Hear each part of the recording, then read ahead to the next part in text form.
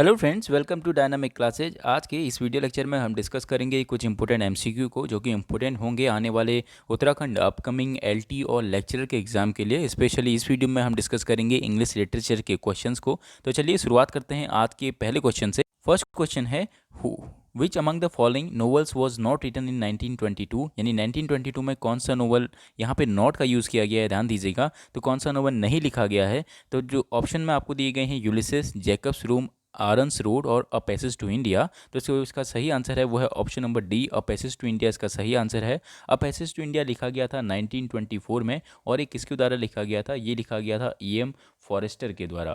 अगर मैं बात करूं अदर ऑप्शंस की, तो ऑप्शन नंबर ए आपको दिया गया है यूलिसेस। तो जो यूलिसेस नाम का नोवेल है, ये लिखा था जेम्स जोयस ने, JOYCE, जेम्स जोयस ने यूलिसेस नाम का नोवेल्स लिखा था। और अगर मैं बात करूं यूलिसेस की, तो यूलिसेस नाम की ही एक पोएम भी लिखी गई है, और वो पोएम किसके द्वारा लिखी गई है, वो लिखी गई है अल्फ्रेड टेनिसन के द्वारा, जो कि बिलोंग करते हैं रोमांटिक एज से। और रोमांटिक एज का मतलब क्या हुआ, मैंने आपको टाइम पीरियड बताया था कि रोमांटिक एज का जो टाइम पीरियड माना जाता है, वो माना जाता है 1837 से लेकर के 1850 तक।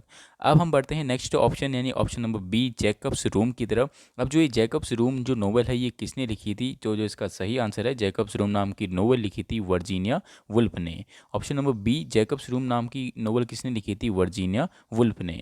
और ऑप्शन नंबर सी, यानी आरंस रोड नाम की नोवेल किसने लिखी थी, आरंस रोड नाम की नोवेल लिखी थी DH लॉरेंस ने, LAWRENCE, जो कि लिखी गई थी 1922 में। ये सभी नोवेल्स 1922 में ही लिखी गई हैं, अ पैसेज टू इंडिया को छोड़ के। और अ पैसेज टू इंडिया कब लिखी गई थी, 1924 में। अब हम बढ़ते हैं क्वेश्चन नंबर 2 की ओर। क्वेश्चन नंबर 2 आपके सामने है, who describe Shakespeare as the swan of Avon, यानी शेक्सपियर को स्वान ऑफ एवन किसने कहा। Option number A, Dryden, doctor Johnson, Johnson of Wordsworth. तो जिसका सही आंसर है वो है ऑप्शन नंबर सी, जॉनसन। ये कौन सा जॉनसन होगा, बेन जॉनसन। बेन जॉनसन ने शेक्सपियर को स्वान ऑफ एवन कहा था। और अगर मैं बात करूं अदर ऑप्शंस की, यानी ऑप्शन नंबर ए, ड्राइडन की, तो ड्राइडन को इंग्लिश में बोला जाता है फादर ऑफ इंग्लिश क्रिटिसिज्म, भी ड्राइडन को बोला जाता है। इसी के साथ साथ ड्राइडन को first official poet laureate in England भी बोला जाता है। Option number B, doctor Johnson की अगर मैं बात करूं, तो डॉक्टर जॉनसन क्यों फेमस हैं, ये भी अपने एक work dictionary of the English language के लिए फेमस हैं, और ये पहली डिक्शनरी मानी जाती है। Dictionary of the English language ये वर्क का ही नाम है। किसके वर्क का नाम है, डॉक्टर जॉनसन के वर्क का नाम है। और ये डॉक्टर जॉनसन कौन सी एज से बिलोंग करते हैं, ये बिलोंग करते हैं 18 सेंचुरी से। 18 सेंचुरी में जो 1745 से लेकर के 1785 तक का टाइम स्पाम है, उसको हम जानते हैं एज ऑफ जॉनसन के नाम से। अब हम बढ़ते हैं, ऑप्शन नंबर डी, वर्ड्सवर्थ यहाँ पे बचा है। ऑप्शन नंबर डी, वर्ड्सवर्थ की अगर मैं बात करूँ, आपको पता होगा कि वर्ड्सवर्थ कौन सी एज के राइटर हैं, ये रोमांटिक एज के राइटर हैं। रोमांटिक एज का मतलब मैंने अभी आपको बताया था कि 1837 से लेकर के जो 1850 तक का जो टाइम स्पाम है, उसको हम लोग किस नाम से जानते हैं, रोमांटिक एज के नाम से जान जाते हैं। और वर्ड्सवर्थ जाने जाते हैं अपने एक बहुत ही फेमस वर्क से, और जो उनका फेमस वर्क है द लिरिकल बैलेट, इनके फेमस वर्क में से एक है। अब हम बढ़ते हैं क्वेश्चन नंबर 3 की ओर। क्वेश्चन नंबर 3 है, which poem of Robert browning was published on the day of his death, यानी उनकी डेथ के दिन कौन सी पोएम पब्लिश हुई थी। ऑप्शन नंबर ए, एजेलोंडो। Option number B, dramatic idylls. Option number C, the ring and the book. Option number D, Pauline. तो जिसका सही आंसर है वो है ऑप्शन नंबर ए, एजोलेंडो, उनकी डेथ के दिन पब्लिश हुई थी। बाकी भी वर्क जो हैं वो रॉबर्ट ब्राउनिंग के ही हैं। अब हमें यहाँ पे ज़रूरत पड़ेगी थोड़ा बहुत रॉबर्ट ब्राउनिंग के बारे में जानने की। रॉबर्ट ब्राउनिंग को मैं अगर आपको बताऊँ, इंग्लिश लिटरेचर में बोला जाता है master of dramatic monologue. Master of dramatic monologue Robert browning को बोला जाता है। और ये कौन सी एज से बिलोंग करते हैं, ये बिलोंग करते हैं विक्टोरियन एरा से।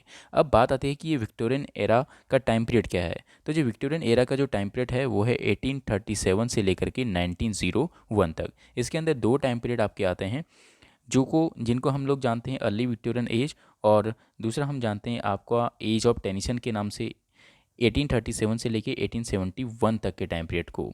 और दूसरा जो इसमें पार्ट आता है वो आता है डिकेडेंस एज भी हम इसको बोलते हैं, जिसको हम लोग एज ऑफ हार्डी के नाम से भी जानते हैं।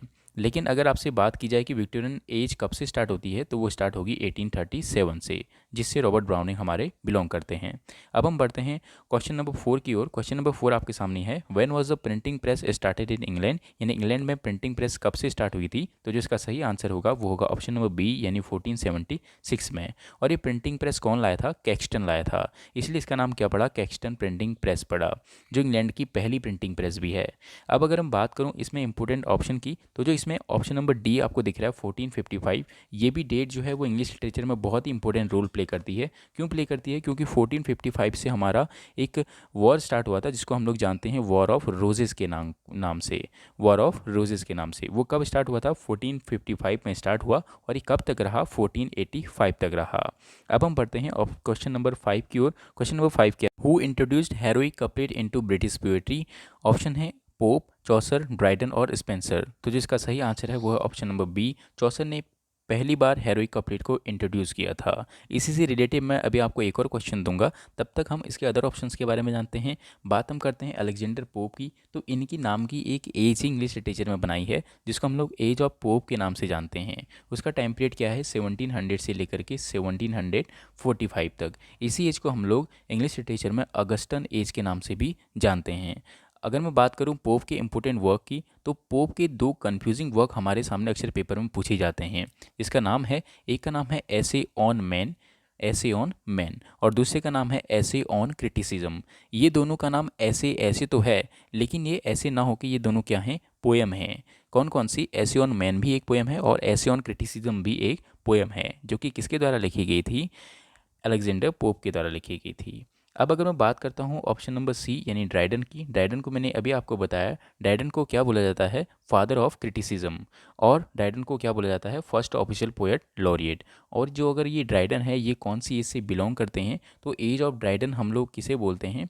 जहाँ पर हमारा टाइम स्पैम आता है 1660 से लेकर के 1785 का। तो इसी के अंदर एक एज आती है जिसको हम लोग एज ऑफ ड्राइडन के नाम से जानते हैं। यानी ड्राइडन इंग्लिश लिटरेचर में कौन से पीरियड के अंदर आएंगे? ड्राइडन आएंगे नियो क्लासिकल पीरियड के अंदर। तो इसमें ऑप्शन नंबर डी है स्पेंसर। आप स्पेंसर के बारे में जानते होंगे, एडमंड स्पेंसर की बात यहाँ पे हो रही है। एडमंड स्पेंसर जो कि जाने जाते हैं अपने फेमस वर्क फेयरी क्वीन के लिए। चलिए बढ़ते हैं नेक्स्ट क्वेश्चन की ओर। नेक्स्ट क्वेश्चन नंबर 6 है, in which poem did Chaucer use heroic couplet in the first time? ये क्वेश्चन नंबर 5 से ही रिलेटेड क्वेश्चन है कि कौन सी पोएम में चौसर ने सबसे पहले हेरोइक कपलेट का यूज़ किया था। ऑप्शन में आपको दिए गए हैं Troilus and Criseyde, option number B the legends of good women, option number C Canterbury tales, और option number D house of fame. तो जिसका सही आंसर है वह है option number C, Canterbury tales में सबसे पहले उन्होंने हेरोइक कपलेट का यूज़ किया था। लर्नर्स, जब भी आप इस वीडियो को देख रहे हो तो आप इसे एक लाइक करना ना भूलें, आपको वीडियो जैसे भी लगे। और साथ ही साथ कई साथी ऐसे जिन्होंने सब्सक्राइब तो इस चैनल को किया है, लेकिन वो इस बेल आइकन को प्रेस करना भूल गए हैं, तो आप इस बेल आइकन को प्रेस करना ना भूलें। इससे होगा क्या कि आपको दोबारा सर्च करके हमारे चैनल पर नहीं जाना पड़ेगा। नई वीडियो के तुरंत आते ही आपकी स्क्रीन पर हमारी वीडियो स्क्रॉल करेगी। तो लर्नर्स, थैंक यू। आप इसे ज़्यादा से ज़्यादा शेयर कीजिए, क्योंकि आपके पास बहुत सारे व्हाट्सएप ग्रुप्स होते हैं शेयर करने के लिए, जो कि हमारे एक मोटिवेशन का काम करता है। आप जब भी इसे देख रहे हो तो आप लाइक और कमेंट कुछ भी करना ना भूलें। Thank you.